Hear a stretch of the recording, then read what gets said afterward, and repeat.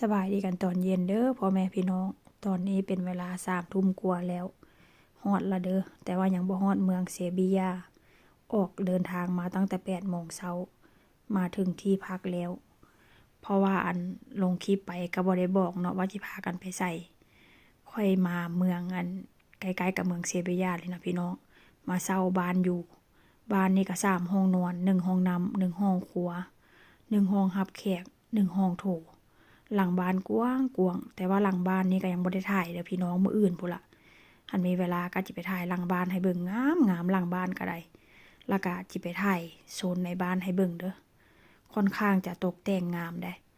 เขาเจ้าก็ค่อนข้างจะแต่งแบบสไตล์ของทางนี้ว่าซั่นซะอันชื่อว่าอัน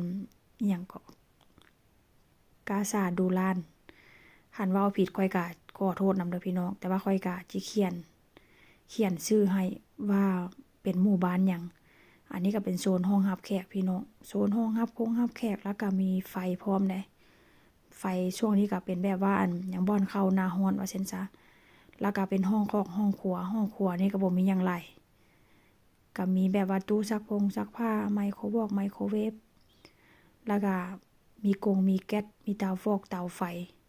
ก็ถือว่าค่อนข้างโอเคว่าซั่นซะเพราะว่าเฮามาเฮาก็บ่ได้อยู่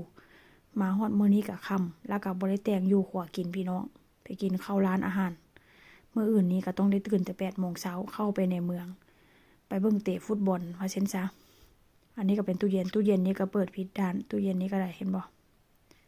ก็จะเป็นปานนี้แต่ว่าว่างเปล่าเด้อพี่น้องมันบ่มีหยังเวลาพากย์เสียงนี่ก็ค่อนข้างจะพากย์ค่อยๆได้เพราะว่าเกรงใจหมู่เขาเจ้าว่าซั่นซะเนาะเขาเจ้าก็ยังบ่ได้นอนดอกแต่ว่าก็เกรงใจเขาเจ้าหั่นน่ะ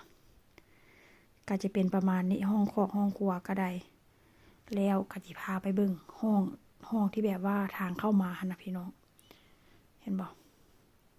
อันนี้ก็ออกมาห้องรับแขกคือเก่านี่ล่ะสิพาไปเบิ่งอัน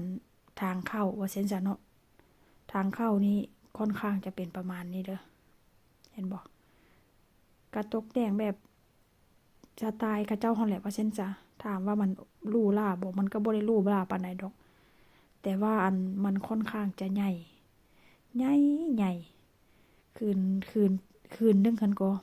ต่อผู้หนึ่งหั้นก็ผู้ละ50 ยูโร